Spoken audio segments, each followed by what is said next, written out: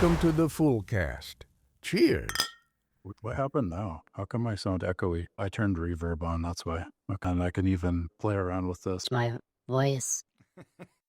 This is I feel like a chipmunk version. I think a lot of the stuff too, like you get on Amazon and just somebody buying it off Temu and reselling it on Amazon anyway. Yeah, that's the thing.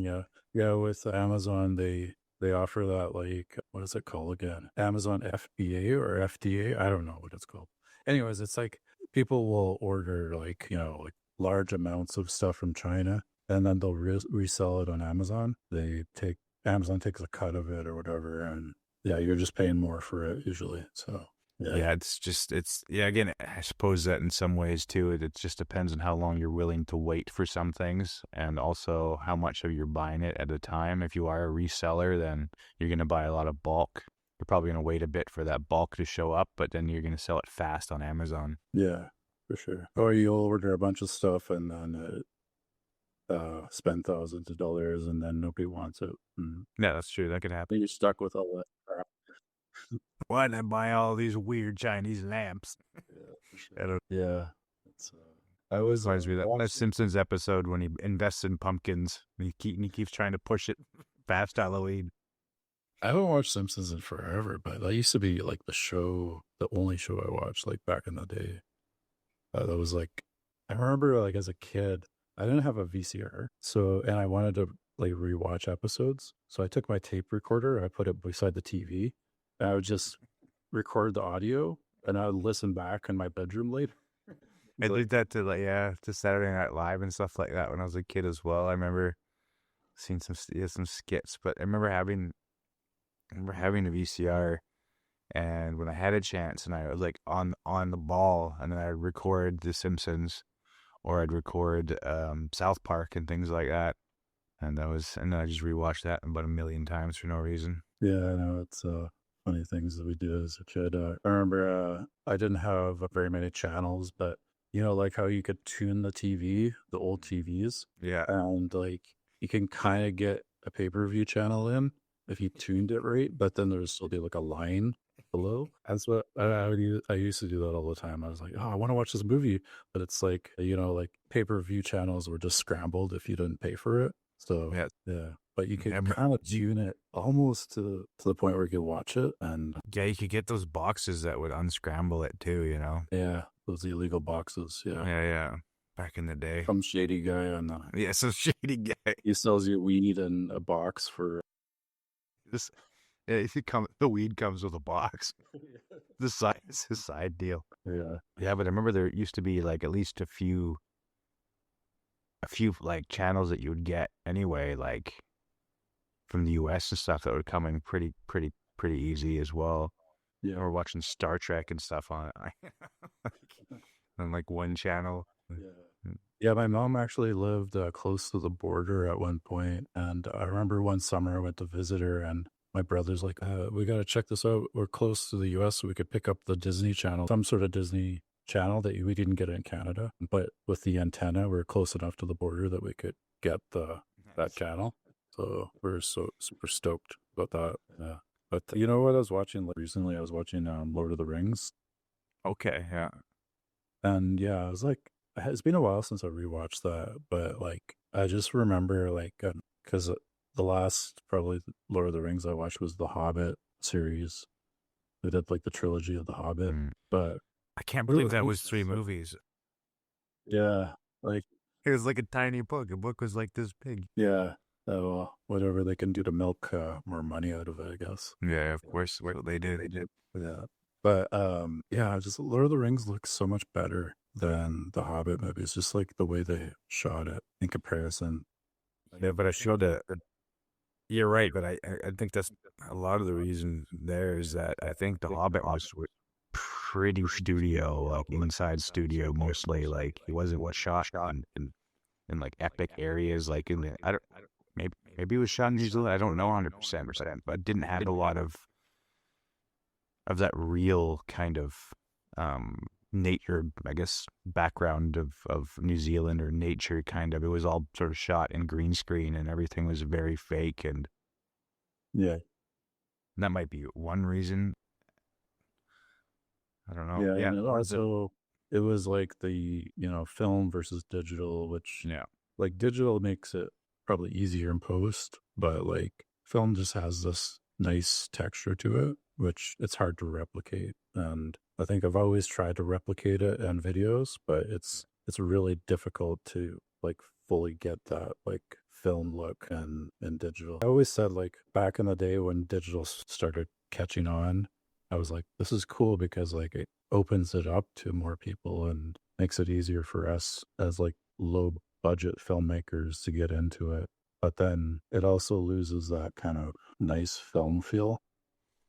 Yeah, I think that's probably what it was because it was shot in New Zealand too. Like, so realistically, that my whatever argument I have about that is no. I think it might just be the digital and maybe the overzealous amounts of CGI that was used and just sort of special effects in that maybe made it a little bit more off. But yeah, I do remember enjoying Lord of the Rings a lot more than I did The Hobbit, and I think I felt like The Hobbit was just made just for a bit of money. Yeah, even like the old original Star Wars films, like I rewatched those recently too, and I'm like, this looks so nice compared to the more recent Star Wars films. Like the look of it, it just stands up really nicely. That was shot in the 70s, and Yeah. we Again, watched. also like a kind of super creative, sort of new creative, take on a sci-fi as well at that time. And I mean, now it's the standard.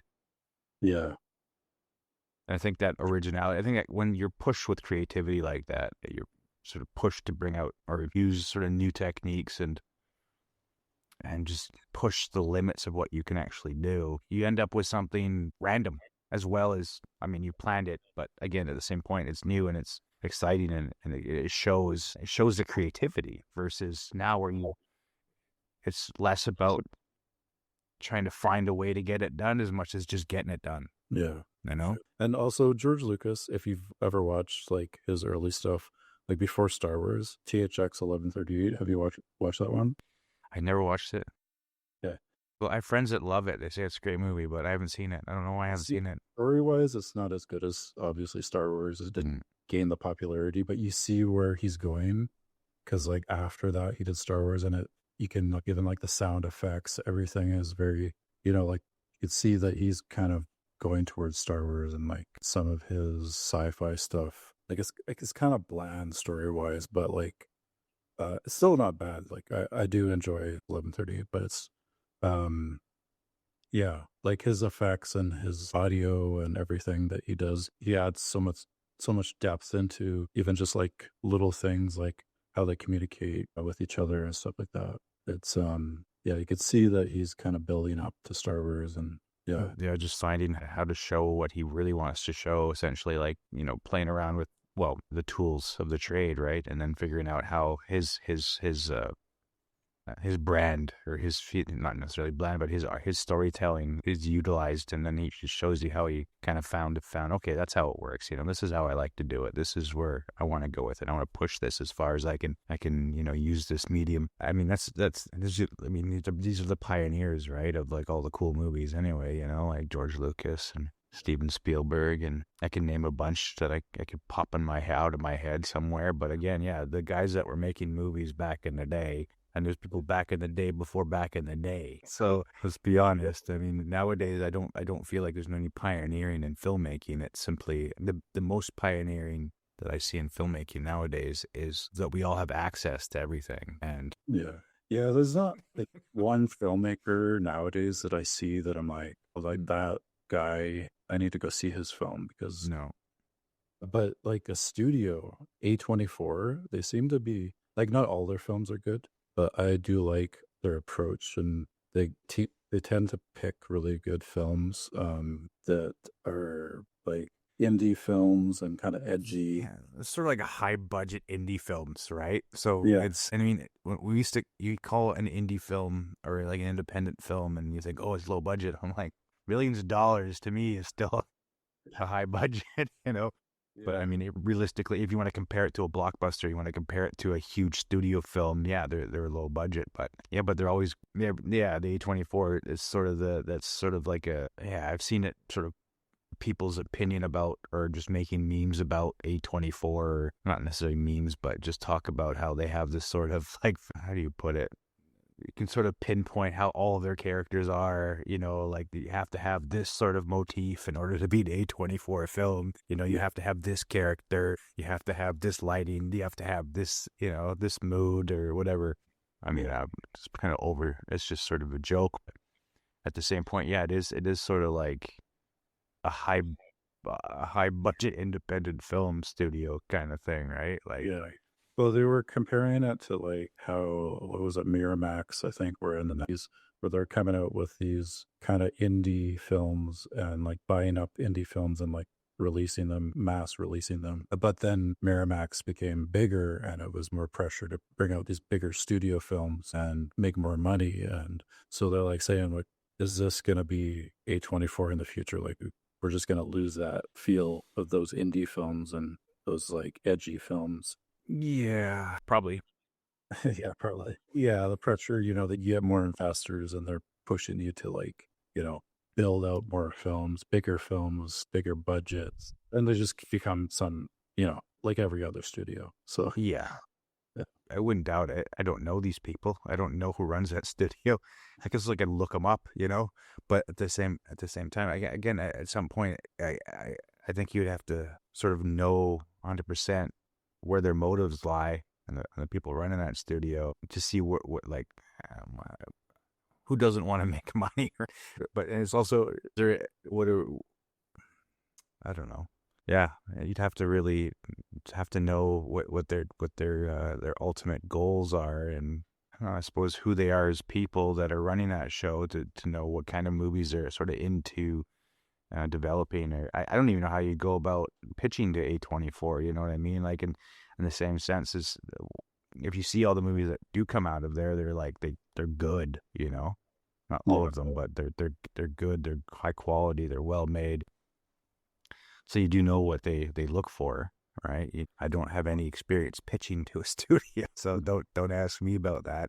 But are they going to, start utilizing higher budgets, or it's gambling, right? So what they're doing is gambling with less money.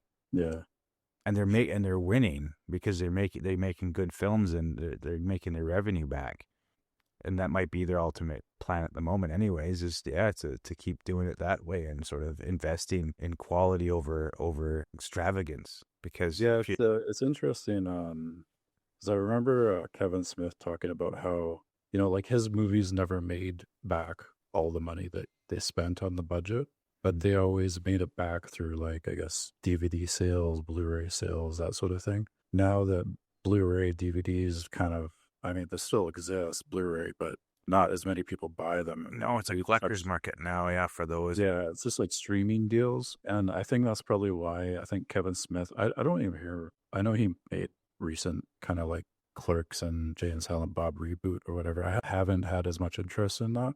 But like, I think that's why what he does is he goes on tour with his films. So he does like a talk for his film, and then so he sells tickets wherever he goes. He basically sells it out because he's kind of the main draw of that. Yeah, he has clout and he uses it. And I know I did see something like he was going to Cannes because he's going to show Dogma again there. Oh, really? Like I think he got Dogma back after whatever he did the dispute with Miramax or whatever. I guess that's the whole Harvey Weinstein thing. I don't know, but they're selling off of all this stuff. Yeah, so now they're bringing it back out. They're doing a screening in Cannes from what I saw on Instagram, and then I guess they'll play it in certain theaters. I won't see it in Germany. I can tell you that. But yeah, Dogma was a good movie. I remember seeing that when I was like quite young. Yeah, and definitely enjoying it. Clerks was the first one I saw. Yeah, Clerks was good too. I saw that. Jay and Silent Bob Strikes Back was probably the fun. You know, look at the. I think I must have. How old was I when that came out? I was like 19 or 20 or something. Yeah.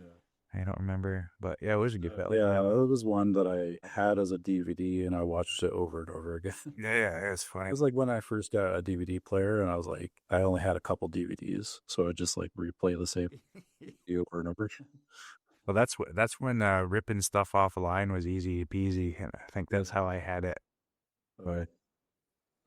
Our friend downloaded it. What was it called? The one that came after Napster, or what was it? Like LimeWire, no, or something before that. I can't remember. But you know what I mean. LimeWire, Kaza, or something like that. There's one before, before LimeWire, and in between Napster, and I don't know. Who cares? It doesn't matter. Anyways, it was downloaded completely at that time shady, and watched a bunch of movies at that time. Because that was around the same time that X-Men 2 came out too, I believe, as well, around that time. I remember liking X-Men 2 a lot.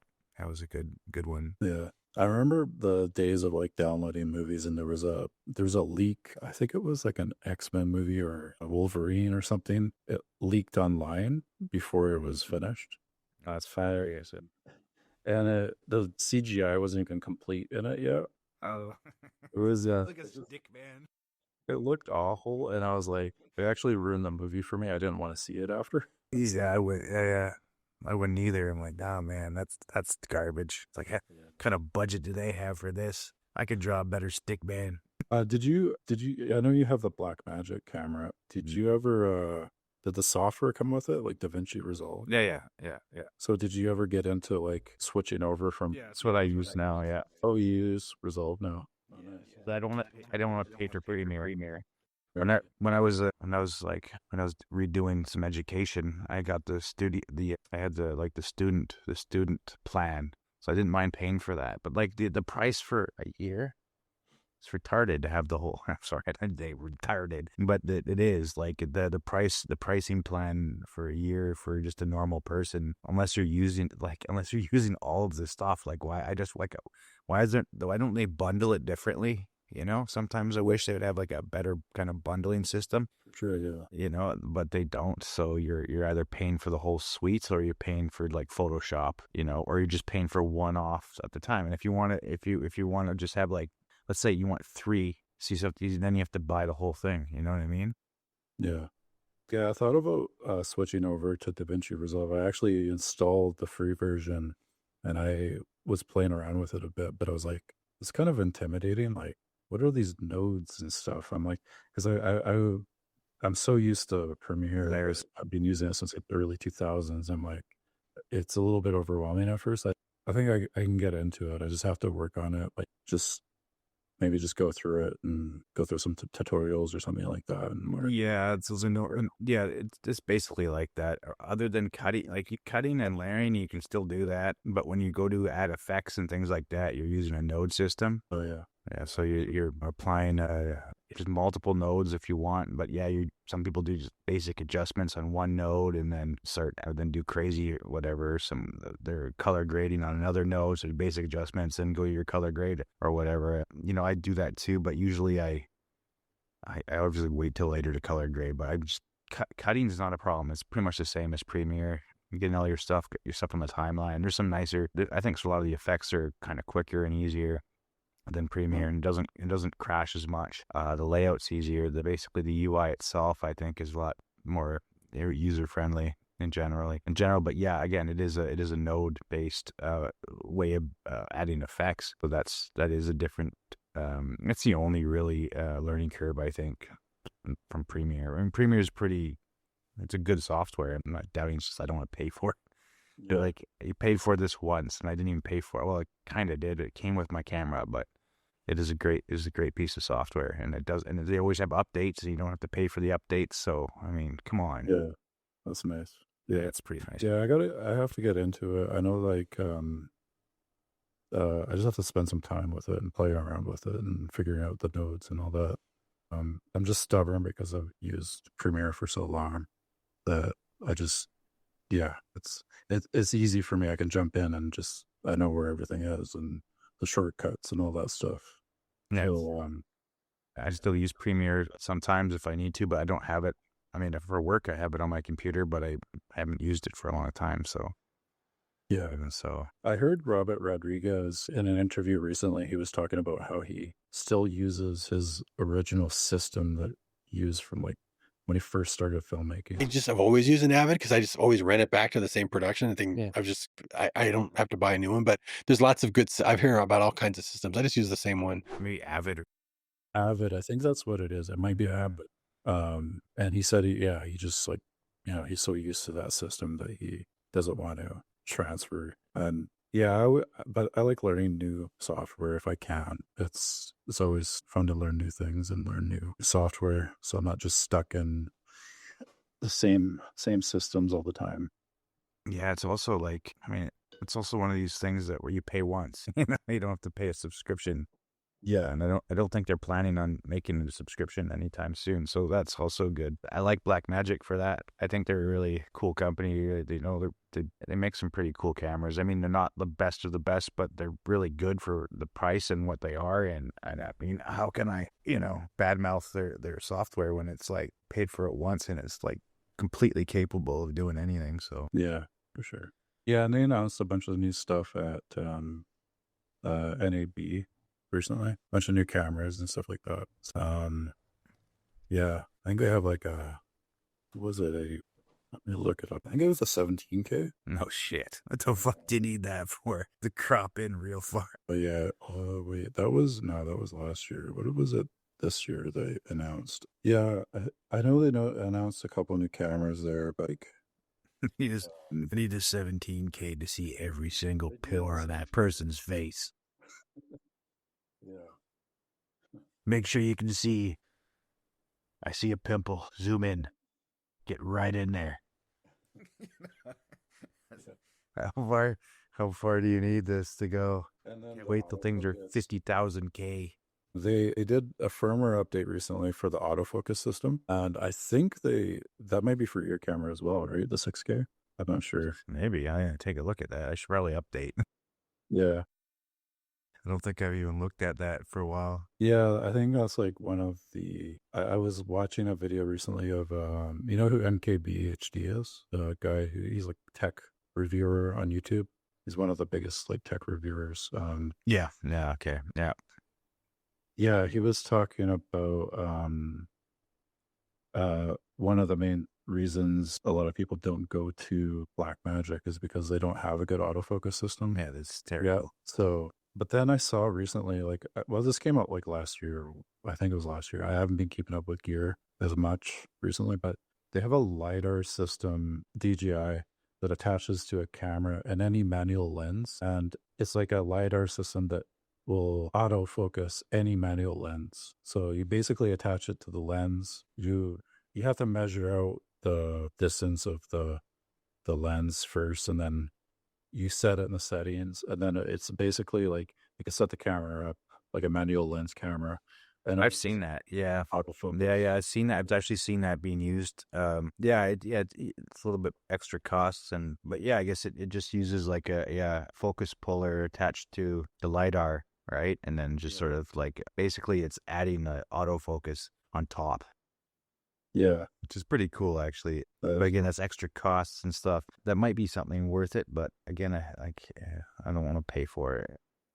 Yeah. At least right now. If I had an opportunity maybe to find it for a good deal and I had a reason to use it, I would probably do it. Yeah, but it is true. The autofocus generally on these cameras, it's one, you got to push a button and it's not great.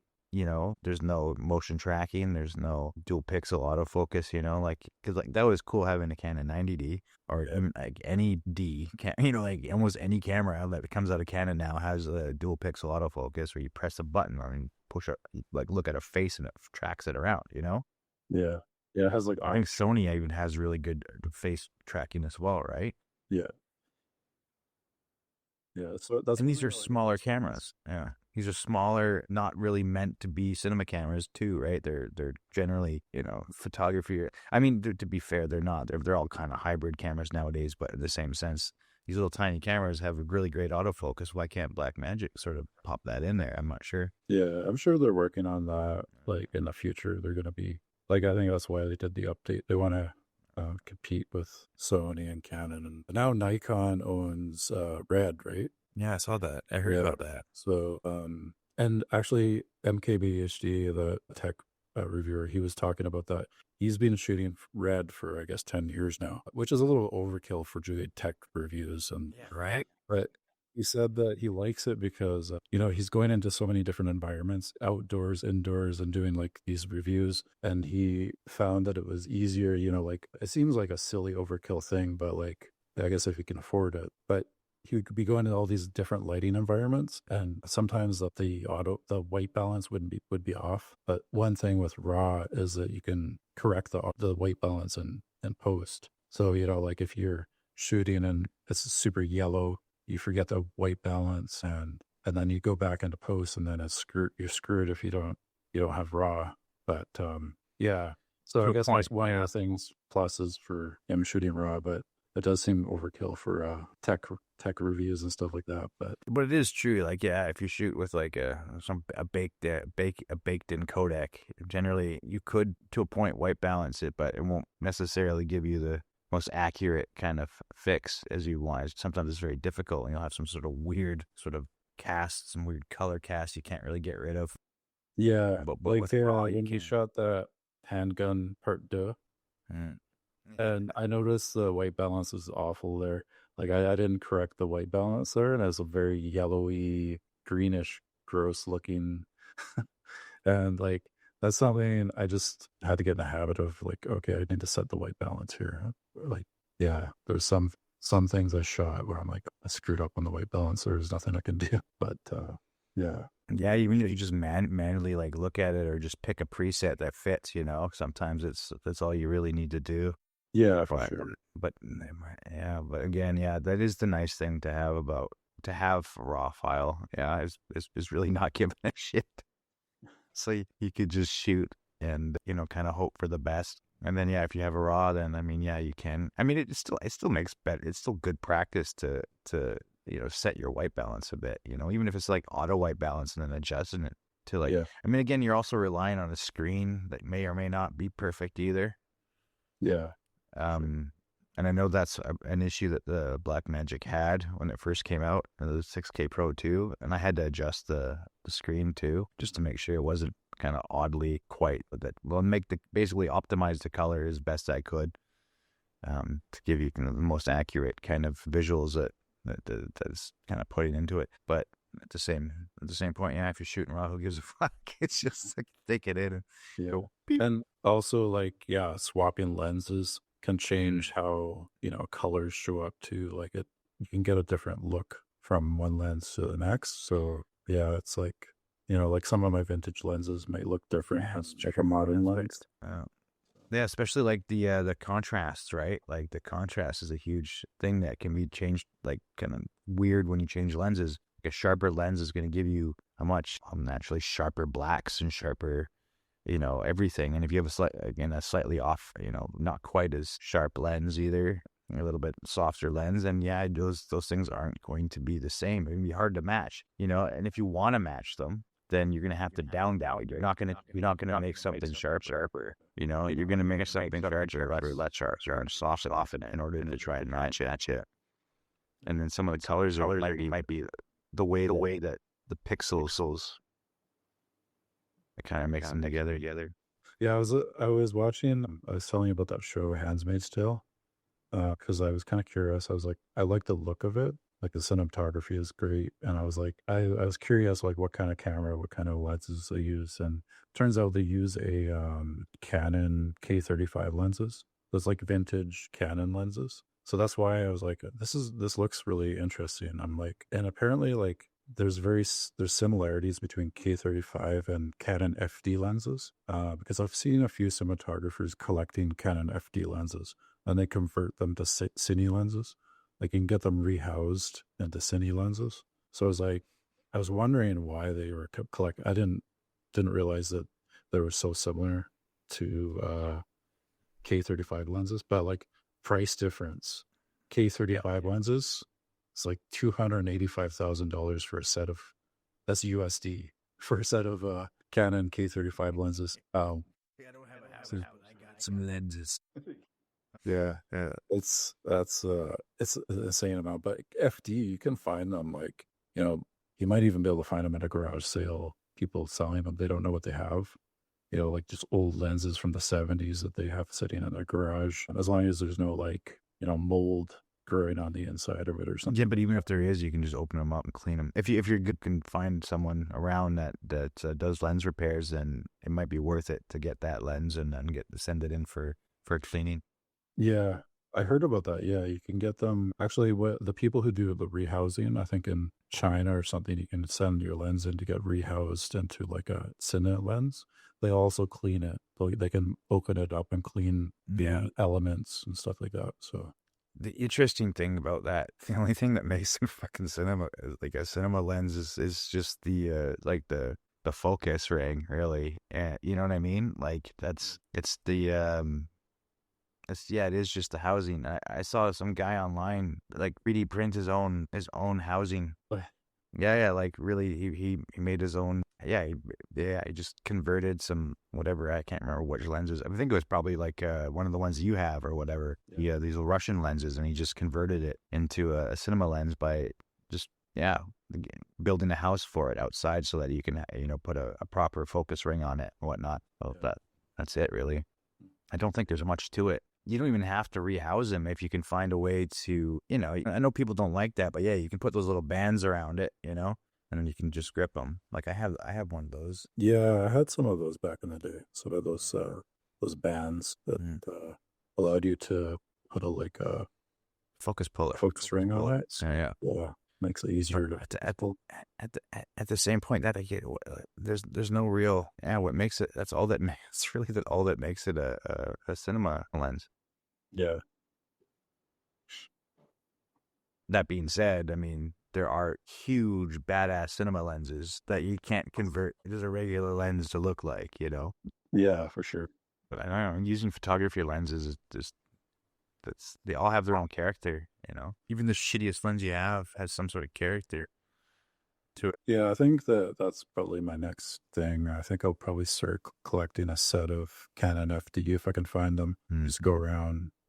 I do have I think one Canon FD, but I'd like to build on that. Just build out a set, even just like 2 or 3 Canon FD. I don't even have to convert them.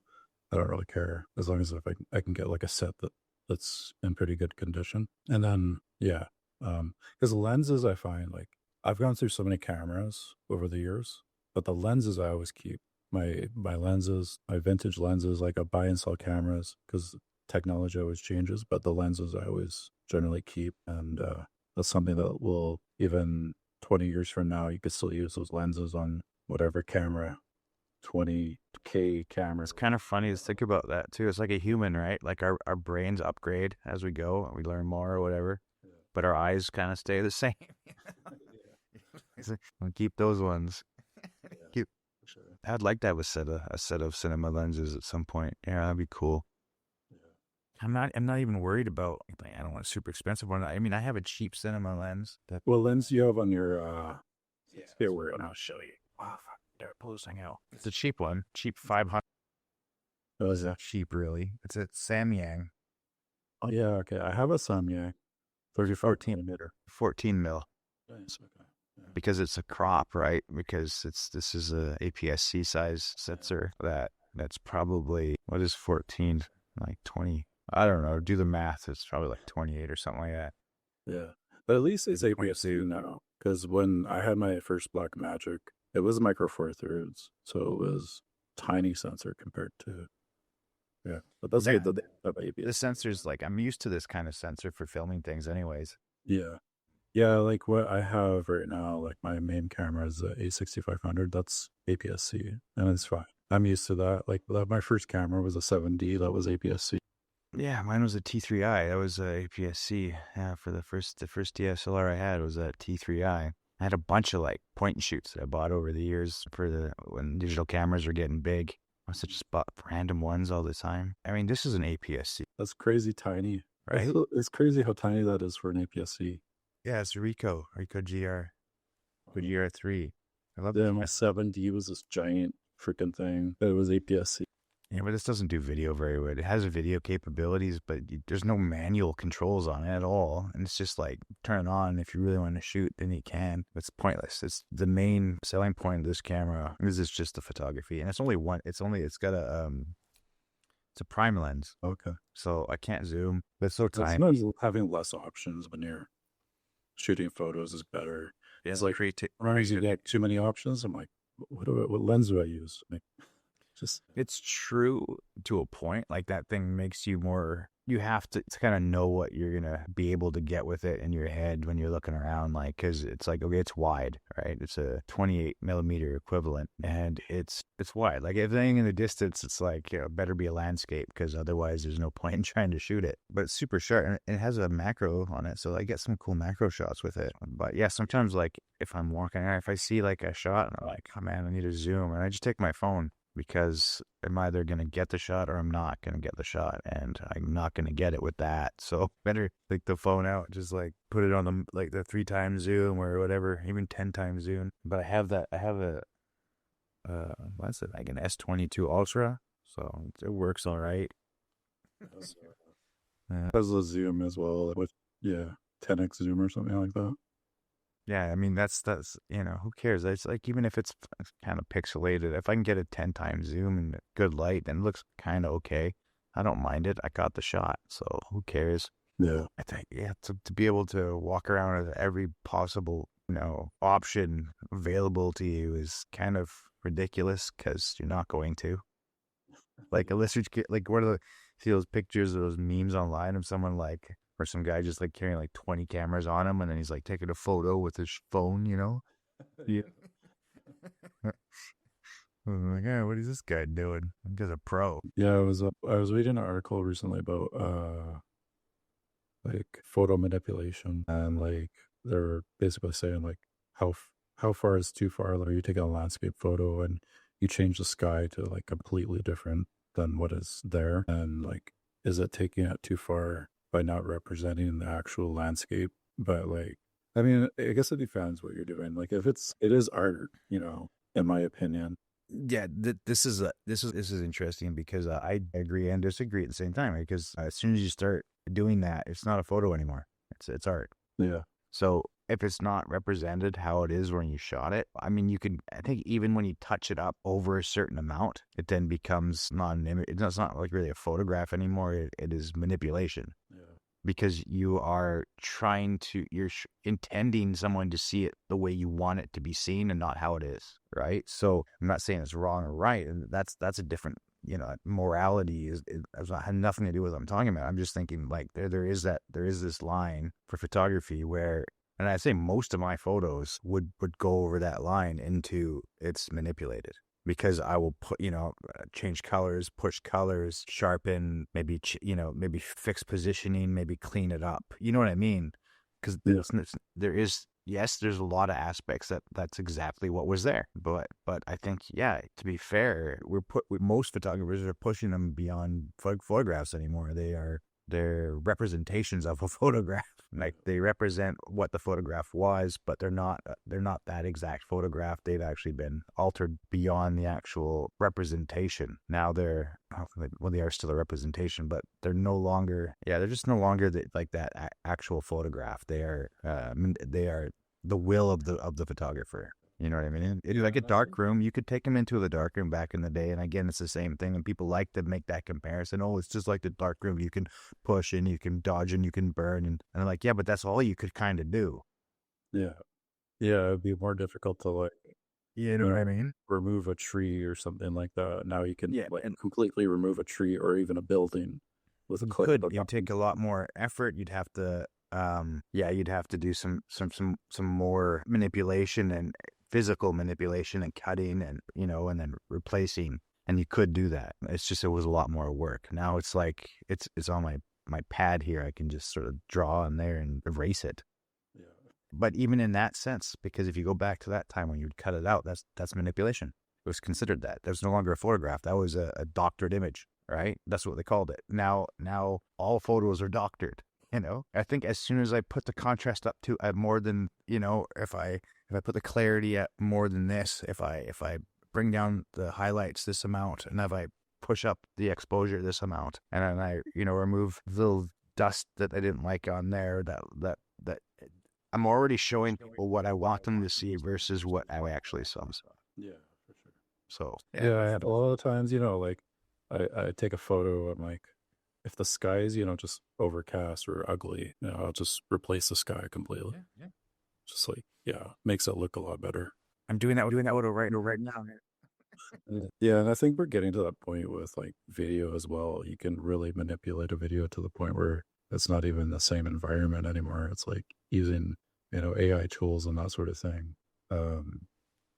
I saw a guy recently using AI. He was using Photoshop to basically change the environment, and then he would bring it into AI, and then it's basically just like taking out buildings and everything. And it wasn't just a shot on a tripod, but he manipulated it so much, like, that it didn't look like the same environment anymore. So yeah, we're getting to that point too with video, where you can basically manipulate video to the point where the environment's totally different than what you recorded. So yeah, he was like removing trees, changing buildings, the way they look and everything. So yeah. Yeah, I mean, I'll look for someone's popping up some YouTube stuff close out.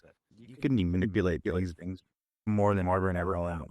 Like, do you really want to be a purist? No, I don't know. It doesn't seem like something you need to do. Let's see if I can share my screen here. Which one could I show? All right, so this is my Photoshop open here. And you can just see that all I did was like replace the... Oh, nice. And I just told it to add stars. It added this tree for no reason. I'm like, nah, I'm going to redo that. I feathered it a bit. And I think because I added this feather before I did that, I said, add stars. It decided that this tree belonged there. I'm like, it doesn't belong there. And then if I crop it out, or if I color it out with the layer here, or the layer mask, then it's just black. And I'm like, that's lame. But, this is boring, right? There's too much light down there, and then it just didn't I think I did this handheld, which is probably the reason. I don't even like this photo that much. I'm like, I must have been drunk when I took it. But it is still kind of cool. Like, this is what I kind of had something, like I wanted to come over here and see this here, and I like these buildings. I just wasn't in clearly the mind state to take a proper photo of this area. But I was just, if I could play with it. And yeah, well, that's just Photoshop. Let's see if I can maybe let's just play around here with it. All right, I got my pen. Do I? All right. So that's that, right? Now, if I do it again, let's just go over here. Let's just do it old school and just click that. Or maybe clear this out a bit. Mess here. Tiny bit over here. Skip. Just feathered a tiny bit. Not as much as I did before. I did like this before, and then it added a tree. I just feathered it like a tiny bit. Like that, baby. Okay. And then generate fill. And I'll just like starry night sky, right? And see what it gives us. Generating. Sometimes it's slow. I guess you don't see the generating. There's like this little bar here saying generating. Oh, there we go. Oh, nice. That one's not bad, eh? Yeah. So usually I get a couple options right here, you see? Oh, yeah. I'll give you that one. Yeah, it flips right. This one's overkill, man. Oh, yeah, that one's overkill. You can see the galaxy. Yeah, because that's obvious. But look how it just completely changed the trees. Look, and it like turned it into a castle instead of leaving it how it is. You see that? Oh, yeah. Isn't that insane? So you can what I can do is I can simply like grab the paintbrush, right, and just sort of like turn it into like a or Game of Thrones scene or something. Yeah. And it's like, yeah, this is not Game of Thrones enough. I'm gonna add a castle, okay. But then it like wanted to make it better, but instead I'm like, I didn't ask it for a castle. I said a starry night sky, Yeah. But instead it decides to like also amplify the trees a little bit. But you can sort of cover up where it's screwed up. I can then flip the mask and opacity down a lot less, and then sort of maybe draw a little bit of those stars back in around the areas. But I don't want that castle. So that's the best I got there. You could play with that all day. I would probably have a better result cutting out what I just did and then just grabbing a starry sky and putting it in the background. And I might have a better result anyway. So I wouldn't 100%. Especially if I took the photo, then it's more legit. You know what I mean? Versus just letting this thing sort of do its thing. Yeah. Yeah, I think that's a new thing though. Like a lot of people just like want to do it quick and get it up. I'm really picky, kind of too. Like, so many people, they post just everything, or like just such manipulated things just to get views and things like that. And I'm like, I am acting too much like a purist sometimes. I think it's just an old mentality of thinking that a photograph isn't. I could manipulate the crap out of these things all day long. I just go around and make a whole like AI channel of garbage. You could make like 4 channels of just regurgitating what people are looking up right now. People do that. Oh, yeah. And then they post it online like, you could do this right now. And I'm like, good for you. I could, but I'm not. Somehow I have some sort of dignity, I don't know what it is. Maybe it's not dignity. Maybe it is stupidity. Maybe I should be cashing out stupidity, but whatever. It just seems like really kind of slimy. Especially if I'm just like using AI just constantly like, I don't know. Maybe I should. For sure. That's cool. We can pause it. So what's this film you're going to Victoria? It's a series of films. She did 2 already. They're short films. It's like a series of films. So the first one was like about a Sasquatch. Like it's called Married Two Bears, but like it's kind of like this story about this mining encampment that took over this small town, and there's the indigenous people trying to have protests, and the Sasquatch is like this kind of protector of the indigenous and the culture, and the Sasquatch kind of pops up here and there. I can't say too much about the story because I don't know if she wants me to tell the story online. Like it we're supposed to be filming. We're filming in this like Mexican restaurant. Also, like there's some shots that's supposed to be on a beach in Mexico, but I had a couple ideas of how I was gonna do the shots without to make it look more like Mexico. So maybe doing some manipulation with like CGI or AI if I can. If you're going to do a beach, the sandiest beach that I know of, or I can think of, that might look like is like Willow's Beach. Willow's Beach, yeah. Yeah, I mean, it's got that sandy kind of shoreline. You might be able to kind of fake it, like, or at least manipulate some of the like background or something. But other than that, you could at least have a sandy beach. Yeah, that's the main thing. Like I can also do some close-up shots and then figure out ways to cut it with maybe some B-roll or even just doing some CGI with it. Yeah, but it should be interesting. Like, she hired me to do the camera work and the edit, so I'll be doing the editing as well. I'll probably mostly use a 6500 for that shoot, and then maybe the GH4 as like a E camera. Yeah, I also have I haven't played with this too much, but I have the Ronin Steadicam, so I want to play around with this a little bit more. That'd be good for the Sony, right? Like I think the GH4, right? Well, I've used it with both, and it's pretty good. You just have to balance it right, and then also I'll be using the little Mini 4 Pro. Nice. This thing's so tiny, like it's insanely tiny, but it's got all the sensors on it. Like sensors on the bottom, sensors on the front and the back. So it's not gonna smack into anything. Yeah, that's one of the biggest worries with drones is like, are you gonna hit a tree or something like that? There was a windy day and I lost a connection with my, was it Spark? Oh yeah. And I was like lying at high and I had built this castle or something like this. I'm like, yeah, cool. I get shots, and I just fucking flew away. It didn't have like a return to home feature, or well, I thought it was gone. And yeah, it eventually just returned to home. Like we were in the car, like fuck, I lost the drone. And then we start driving away, and then it just starts to fly back. It just landed. They're like, all right, there we go. That was it. Yeah, that's good that you got it back. Yeah, that's one thing I was worried about with the drones is like, what if you hit something or you lose connection and like it's gone for good? It's like, yeah, the return to home thing is like probably one of the best safety features it has, kind of. Yeah, that's good. It's good that it has that. I had the Spark actually a while back, and I remember using that just with my phone, just controlling it with my phone. Yeah, I did that once or twice with just the phone. Yeah, but I have the remote control too, so it's obviously get a better connection and a longer reach. Something with this Mini 4 Pro, it actually comes with the remote actually has a screen on it. So Nice. Yeah. then you don't Your have to phone. like pull your phone out and like attach your phone to the top of it and then connect it. And it's just like you just want to get it up and fly it.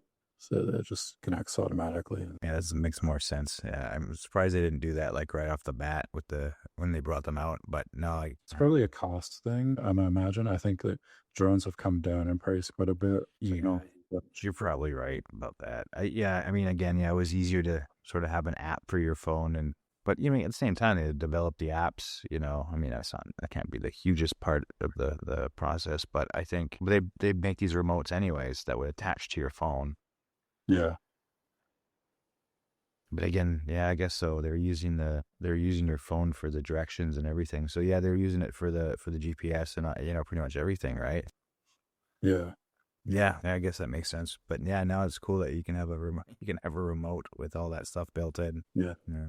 Yeah, it's nice that they made it below 250 grams so I could fly it here in Canada. That's one of the reasons I sold my Mavic back in the day, because I was like, well, now I can't even fly it in Canada. What's the point in having it? It's like, yeah, sure, I could use it for travel videos, but like, I could never use it in Canada. So, like, it's ridiculous. Yeah, I think even here, technically, like the Spark, I think, because it is just over 200, or no, just like under the.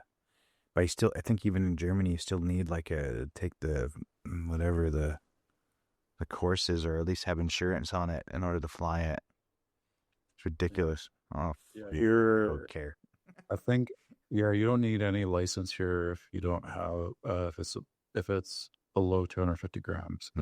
You're good to go for that. But anything above that, you have to have a license to fly it.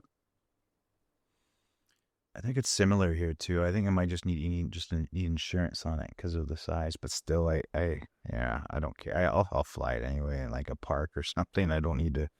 I've flown enough drones now that I don't care anymore. But I remember when I've flown before those laws even took into place. I remember flying the what is it, the DJI, whatever, one of the bigger ones, Pro one. It was one of the first ones with like decent amount of 4K on it, right? And I flew it up downtown above the ice skating rink, you know, and just like around the city. It was before any laws were on the drones.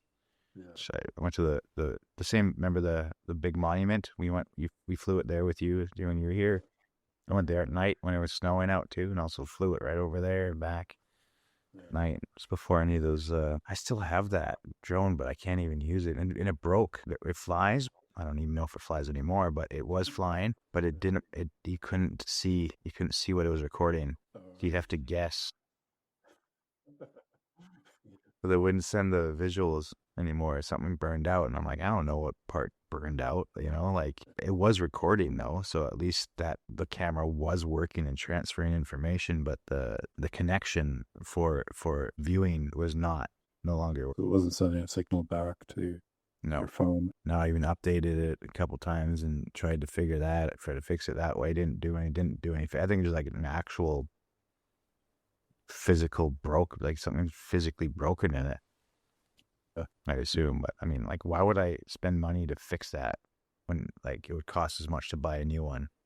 Right? It doesn't make sense. Yeah, the first time I flew, I think I took mine out to Banff. This was before the laws came into place, and I flew over a lake, and there was it was like winter, and there was a moose like stuck in the ice. It was like trying to get out, and I flew over the moose, and people were getting mad at me.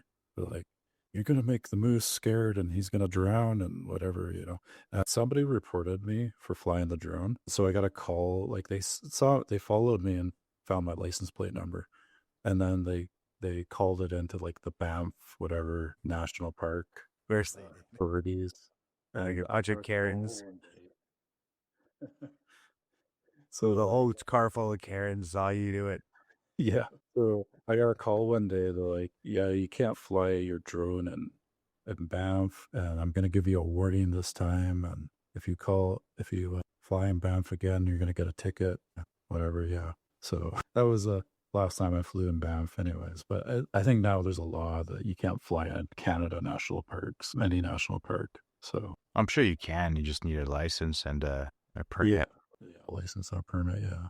But yeah, it's okay. I don't really use it that often anyways. I wouldn't be taking it out to Banff anytime soon. Yeah, I mean, it's nice to get those mountain shots and stuff like that. But yeah, if they're going to be so hard ass on people for flying drones over there, fine. But like, you think like at least in some of the touristy areas you'd be okay, but nah, I guess not, eh? I thought that was funny when we were there though, and we saw this like it was at Lake Louise or something. Everybody, there's like that sign that said like danger, but everybody's walking out anyway. Oh yeah. Do you want to watch one of these skits? Yeah, let's do that. I think with this handgun, one of the first ones we filmed together. Yeah, I think so. Remember that was I think that was the same day that we filmed like a bunch of skits in one day, didn't we? Maybe. I know that at that point there was a guy that had a Steadicam, and he lent it to us for handgun. And it was the first time I ever used a Steadicam. And it was this big freaking rig, like attached to your body, and then it's like you had the like Steadicam thing, and it was so awkward to use, and like I don't think it wasn't balanced properly either. So like there's a few shots in this where I'm moving forward and the thing is freaking twisting sideways. Yeah, it looks good though. Yeah, it looks kind of funny. It looks like it's meant to be. Yeah. I have one of those now too, but I don't have the body cage. You can buy that, or that body rig or whatever you call it. The vest that sort of takes the weight from you with the arm. But I have the actual thing, which I don't mind. I use once in a while. But if I wanted to use a Black Magic, but then I would need that thing, that like vest and the arm. Yeah, but yeah, I do remember he lent us a Steadicam for this, and then there was also, I think, CSI Victoria. He shot the opening shots, but then I thought we'd have it for the whole shoot, but we didn't, because I wanted to do some cool shots with the Steadicam, but we didn't end up doing that. But this one, yeah, this was like the first time I ever used a Steadicam. I saw that guy in other film sets too, though. Eh? He was like, anybody needed a Steadicam guy in Victoria, that guy was there somehow. Yeah. I just thought it was cool because I was like, I just saw one. It was like a decade ago. Come on! Oh, come on, Vancouver! Damn it! Can't. Joshua, you got here quick.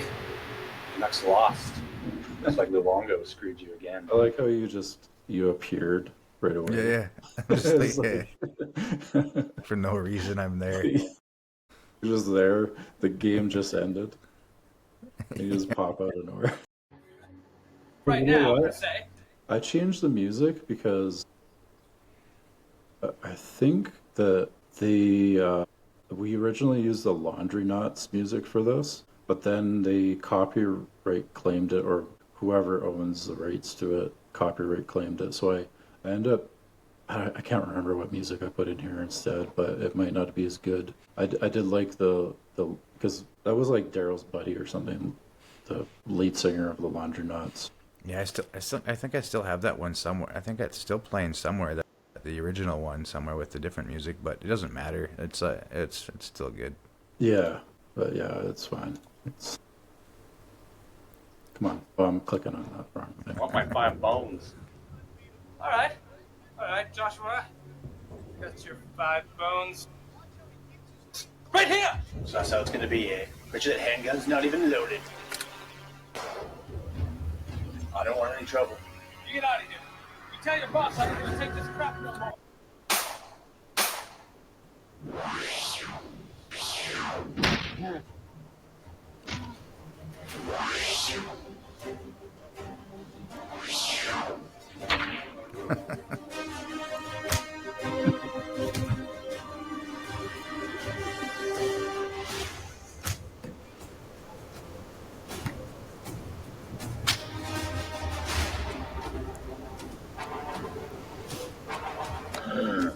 I like how the lighting's, you can see the lighting in the window. I love how you guys were fighting in slow motion. Like, it wasn't actually shot in slow motion. You guys were just fighting in slow Yeah, we were motion. just fighting in slow motion. Yeah, and then the lighting setup, that's very obvious. But at least we had lights. Yeah, yeah. It makes it better than no lights. Yeah, like right there, it's like, oh well. Like how we rigged this table too. Yeah, we rigged it. Yeah, the original song is way better.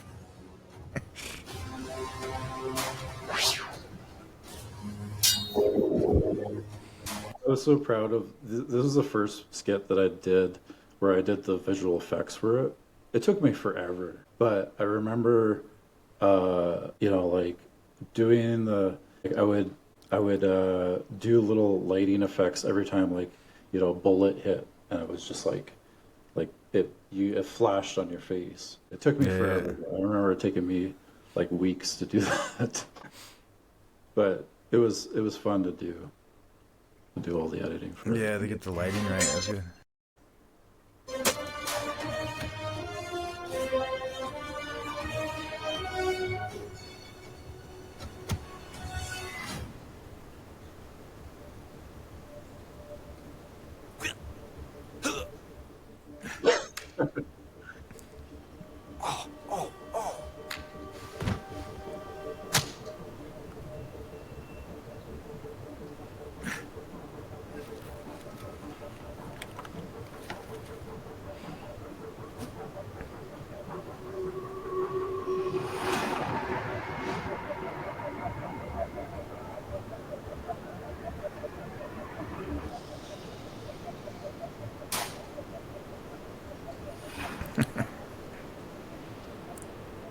Oh my God. What have I done? Over $5. The fuck, I can't go to prison. I'm too fragile for that shit. Costumes you guys came up with are like so random. You guys, the position you follow. That whole Looks like a murder that whole skit was based on one, not even a page of like an idea. Yeah, It was just like a page my friend wrote. It's like, yeah, it'll be fun. I don't even know if you wrote. He just told me it's like it'll be funny. It's like what was it? Yeah, you're at a murder site, and then the cop's there, and the guy's like, what happened? It's like, what it's a murder suit. Like, he just said something. I can't even remember what he said. It was just like, yeah, what's the murder weapon? Handgun. Like, that was it. That was like the whole idea. It just came from this idea that this guy's at a murder site, and they ask him what the murder weapon is, and it's a handgun. So like pretty much the ending was like what that whole thing was based on. yeah, yeah. That's hilarious. suicide. Yeah. Worst case of Whiskey Tango Foxtrot I've seen in a long time. Guy found the murder weapon. Handgun. That's how that skit came to be, just because of that like one line.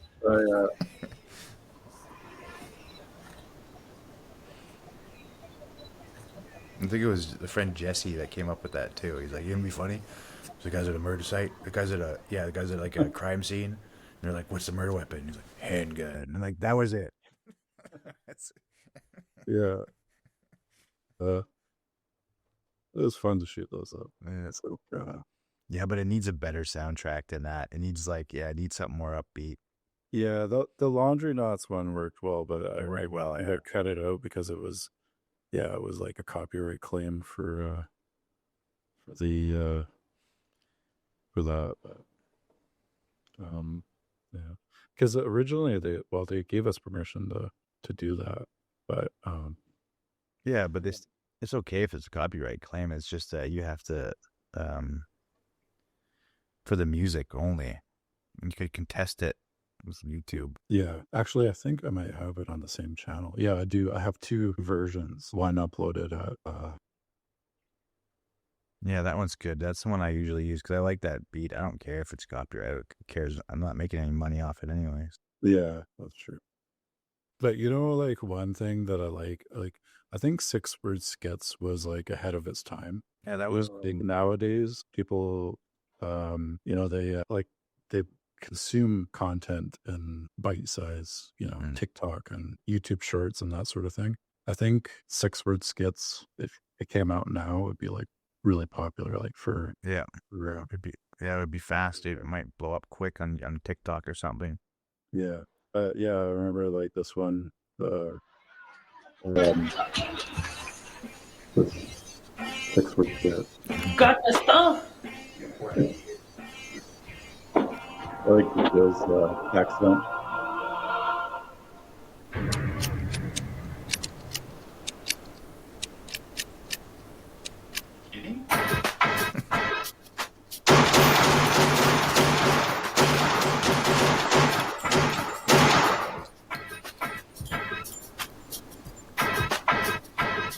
But we have fun making what we made. Yeah.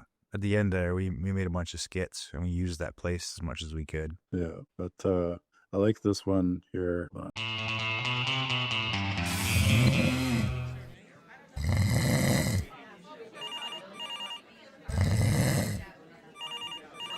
Hey, buddy. Sleep when you're dead.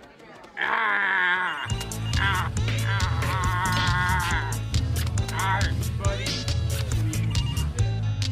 Hey, Birdie. Yeah, that was. See my hair in that, it was a little dark. I think I may have dyed it at that time too, though. Yeah, some of those 6-word skits are funny. It's fun to do those. Yeah, the CSI Victoria one, I remember because that was originally we were gonna do that as like just a short one because we were doing a bunch of short ones for like a weekend. And so that was originally supposed to just be like I don't know, like one little joke, and then it was over. But then I suggested when we did handgun, because we had the access to that Steadicam, I was like, well, we should do some like it should draw it out and make it like more of a longer skit, so that we can do some cool shots. We only ended up though using the Steadicam for the beginning shot, like the opening shot.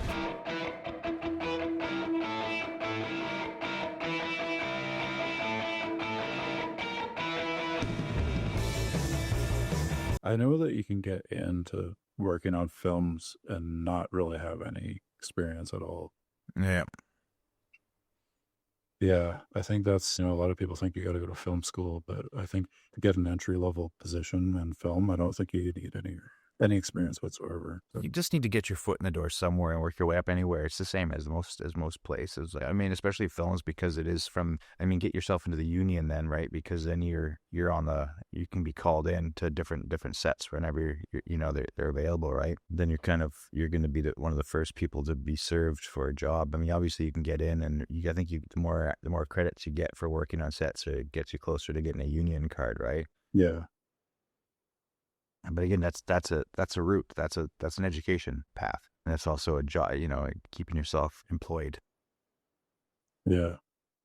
Yeah, I think the biggest thing with film school is like you get the connections with other people. Like, so, like you're building kind of a group of friends or close people that when they get on films or maybe they become directors or something, that they might hire you to come in to do things. So you build a network with that, which you don't get if you're just kind of doing it on your own or whatever. But you could still get involved though. Like I know in Victoria they have that Cinevic, and if you keep in touch with all those people, you could probably get in. Of course, I mean, there's the only thing that's it really comes down to it, especially when it comes to film work, and you have to be kind of available all the time. I mean, you have to be willing to be freelance, kind of, so you have to be willing to jump from set to set, and that works for someone that's self-employed for sure. Then you can jump from set to set doing your thing. Yeah. I think one of the only actual like IMDb film credits I got, I helped out on a short film in Victoria that like I just volunteered, and I don't believe I didn't volunteer for very long, a couple of hours I think, because I remember I worked a night shift. So I was like, oh, I'll help out for a couple hours. Then I got to run because I got to go to my job. But they gave me an IMDb credit for that, even though I was only there a couple hours.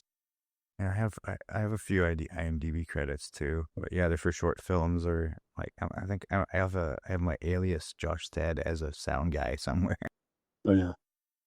and then I have my actual name for like one acting credit and then one directing credit maybe. Yeah, that's it. Like for short films. Yeah.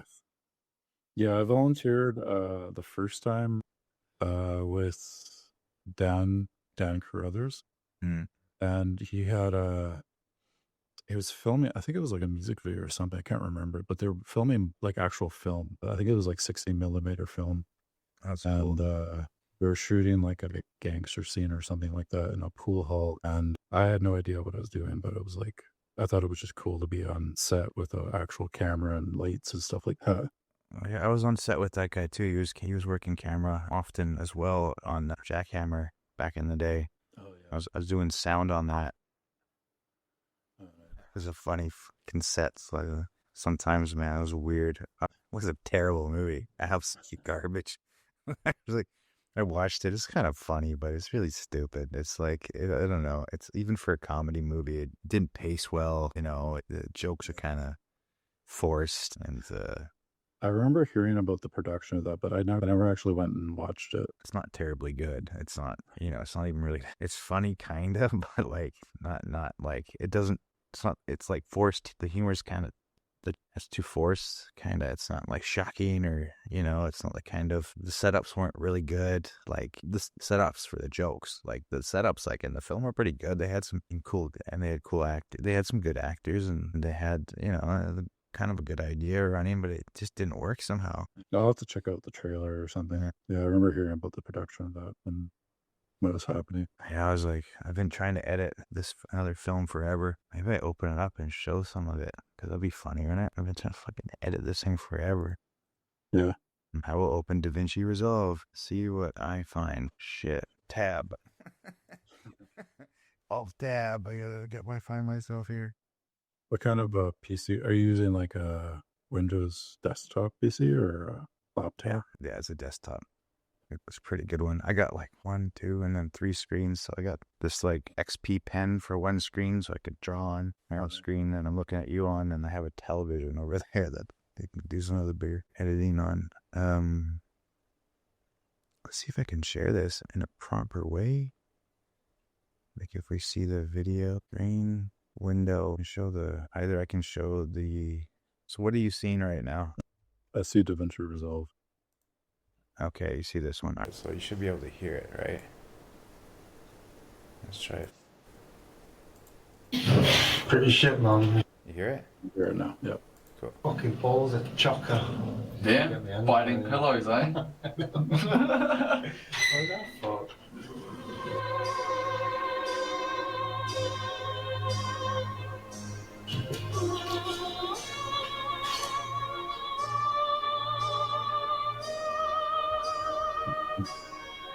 Great shots.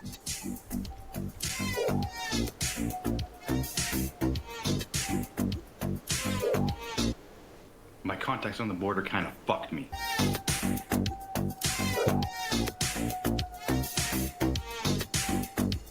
Alright, so I got nothing to move right now.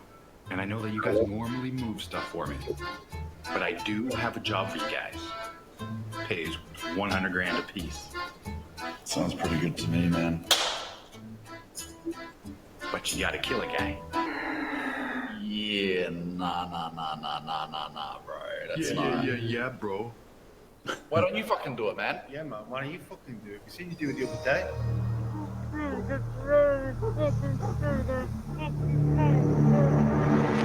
Glad you guys can make it. Sorry I only had 2 umbrellas, so you're gonna have to share one. What for, man? Oh, it's gonna rain. Uh-huh. It doesn't really look like it's gonna rain. Oh my god. This is a cheesy bomb.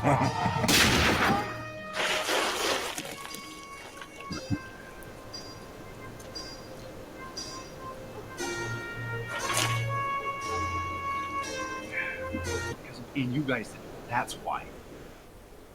I've been out of prison 5 fucking minutes, man. They're asking us to kill some cunt. Yeah, pretty much. So he just blew up in broad daylight. Yeah. So the whereabouts of Zachary Francis Dubois, aka the Frenchie, is 1 million pieces of bodily chunks in some field somewhere. They should probably cut right after he blows up to this. Yeah. I don't know where that happened. Why Tim wanted. And your word in court.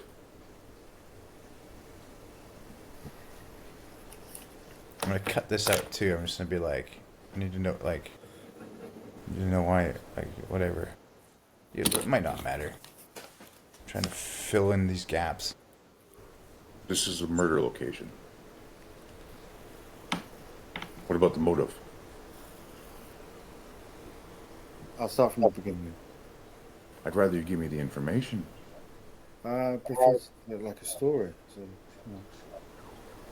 Is this a long story or is this a short story? In the middle. Wow. Just get on with the story. Well, I just got out of jail. And this is where the credits will start to roll in and.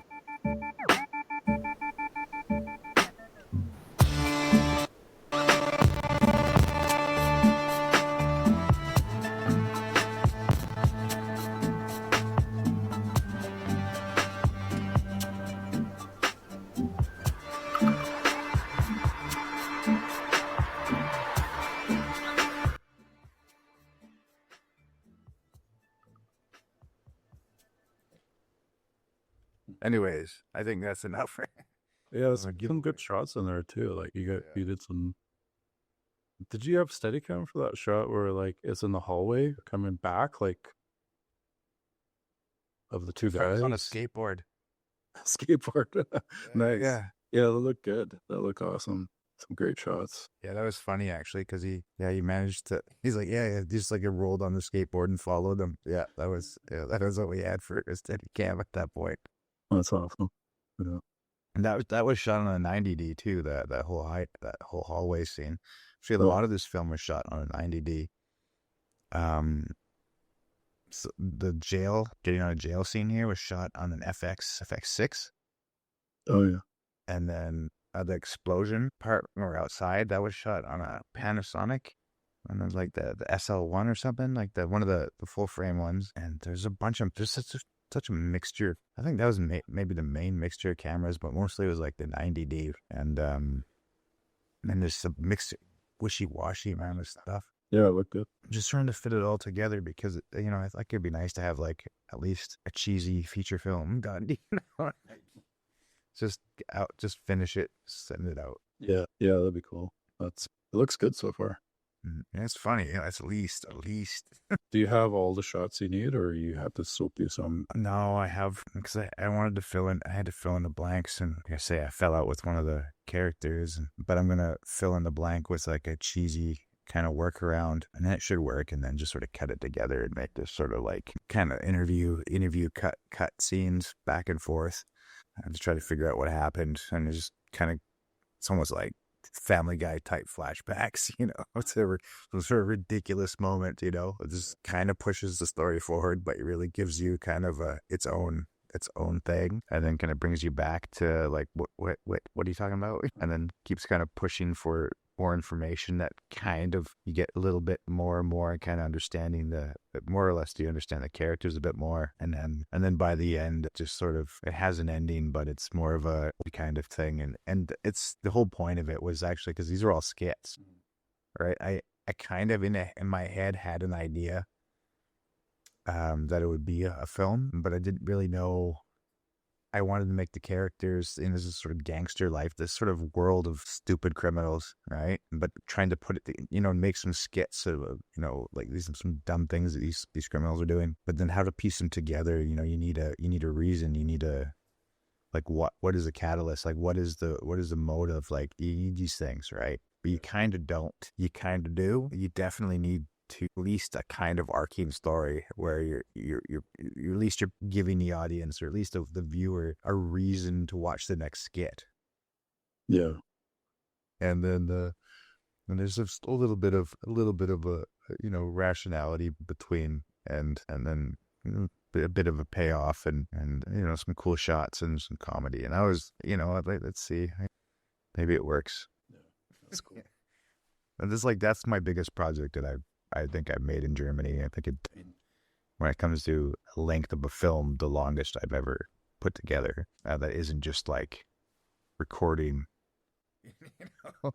like live stuff or something. Yeah, it's harder to find, I think, like the same type of like crews and stuff like that, and people who are into like the end film. But since I moved away from Victoria, I was living in Victoria, it was so easy to come by. But then here, it's like not as much the artsy community, I guess, compared to Victoria. Yeah, I don't know. Is it the same way in Leipzig, or is it? Yeah, it's not as easy here. Like, I mean, I met that photography group, which was fun, and yeah, I met some interesting people through that, and that's sort of how I met people that were willing to make films. Yeah, the actor, basically the main character in that film, his name's Alex, and he's from Manchester, and he was living here. And I met him also through a friend that I met through the photography group, and he went to film school in Amsterdam, so he had to be a director. But then he shot quite a lot of things. He's got a nice reel of work he's done when it comes to filmmaking as well. He's quite good. And so we worked on this thing just kind of randomly here and there, and we kind of got more people involved, and it just kind of got some more traction. And it's taken too long to make, really. So I need to finish it soon. I really do, and then fix the sounds and fix all the color grading and make it snappier, quicker. Maybe he wants to reshoot some of the interview scenes. We'll see what it looks like first, and if so, then I can get a chance to fly over to Manchester and then film these scenes again. We'll see how it looks without having to do that first, because that's like still a feat itself. Yeah. How far of a flight is that from? It's not too far, really. It's expensive. Not super expensive. If I get a decent flight, it's book in advance with like EasyJet or something. It's like maybe $100 there and back. So it's not terrible. I could stay there for free or whatever, but at the same time, you got time off somehow. And then also, it's just a feat. I don't mind it. Maybe, who knows? But when we filmed that last interview scene, that was in Brighton. In his place in England, we tried to make it look like like I'm just interviewing him at his house or whatever, and I could be like a cop doing that or something. And it's just me, right? There's a different guy. I play like a bunch of different characters in the film because I had no actors. I play the bad guy. I play the cop. I play the. Yeah, I remember when I was first getting into like filming, I got my D, but I didn't have like a crew or. Was before I met Daryl and everybody, and I wrote a lot of like short films that would just be me in it, because I was like, I don't like acting, but I want to practice. Yeah. So I was like, then the first skit I actually did with Daryl and Mike was it was called like 10 minutes from now, and I originally wrote that for myself because I was like, I want to film this, but I don't have anybody to film with, so I was gonna play two parts where I traveled forward in time. Backwards in time, 10 minutes. And then I was like talking to myself, and it was just like, it was kind of what I was into. Like I was into sci-fi and a little bit of comedy mixed in, but I wasn't totally into skits at that point. Yeah. But yeah, so I was always writing stuff where I could play both characters, that's how I came up with that. That was a dumb skip, but it was. Yeah, I mean, some of my early stuff was just fun, trying to figure out how the camera works, like just trying to figure out how to put things in front and how to like to tell a story, and everybody does that though. Nowadays, it's so much easier to just like go online and like listen to people tell you. Yeah. Like we didn't have that there. It was the beginnings of that when you were doing. Yeah, I remember when I first started DV cam using Premiere, and there was no tutorials online.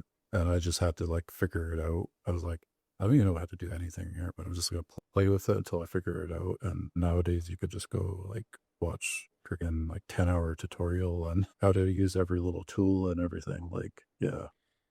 Yeah, it's true. Like one of the first video editors I used was like cheap one called like Magic's movie editor or something, like just some cheap editor. And while it didn't have every function available, I had the basics: cut, overlap, sound underneath, some transitions. That was pretty much it. But it was easy to use. So that was like, you could at least cut and you could see it, you splice things. And then I think I tried Sony Vegas after that. Oh yeah, I remember Sony Vegas. Yeah. And then I moved to Premiere when I got, I think at that time, like a CS5 or something like that, from Premiere or something like that. Maybe CS4, I can't remember. Might have been CS5 when Premiere came out. I don't remember. It was good, and that was the ticket right there. Once you had Premiere, you could just you knew you could make stuff. I remember getting a copy of After Effects too back in the day, and like, oh crap, you can like make laser beams. Yeah. Yeah. Like that skit we did, Screw Your Data Plan. Yeah. We just shoot the laser beam up at the satellite and it comes crashing down. Yeah, that was awesome. Yeah. It's funny how easy it is to make those kinds of films, especially with the back at that point when the Canon D Mark II was out, right? And you could push that. Yeah, that was the first full frame camera I got, a 5D Mark II. Yeah, you could just like do like HD video easy peasy with. The first film festival I entered, I didn't have any, I had a computer, but I didn't have any editing software. I had like just a Handycam, so I made this film on the Handycam, but the way I edited it was just it was called crash editing.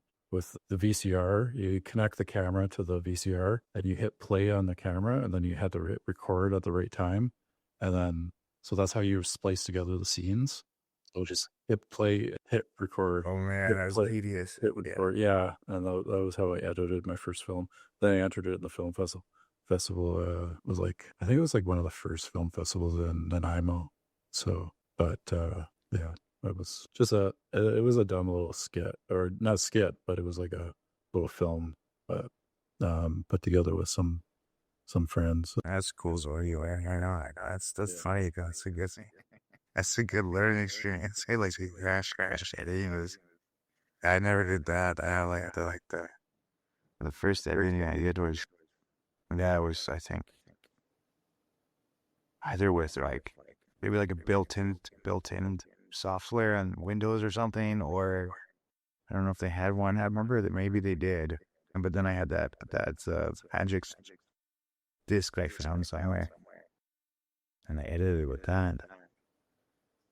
And it was just like films that I was taking was like little digital cameras at the time. I was just like recording stuff, and I was learning how to edit with it, which is like putting those things together, seeing what I could come up with, and underlying music. And yeah, I wasn't like, there was no narratives whatsoever. I was just like trying to figure out how to like make things look cool and like putting music under them. And it was at the same time I was trying to make beats and stuff too, and seeing like mix the beats with like visuals. And was it like comedy where I was like, it's starting to write more. Did you ever use Fruity Loops? Was it Fruity Loops? I think it's spelled Fruity. Yeah. It was the software for making music and stuff. Yeah, my friend was using that. Again, that's why I found that Magic's video editor, because I was using this Magic's music editor at the time as well, and like just to learn how to sort of like mix beats a bit, right? And just play with it and see what you could come up with. And like, this is so retarded, some of the stuff you made, but I thought it was fun. And there's still some cool beats that I made, and I still make beats once in a while just to either for scores or whatever. But but Fruity Loops, I remember my friends always talking about that. Yeah, I had a friend in Nanaimo that used to make beats with that. Like, you get right into it. Like, watch him put together beats. It's just another timeline, right? Another timeline editor. There's also like GarageBand and all kinds of, like if you had a Mac, you'd use GarageBand, and there's all kinds of various timeline editors you can get nowadays.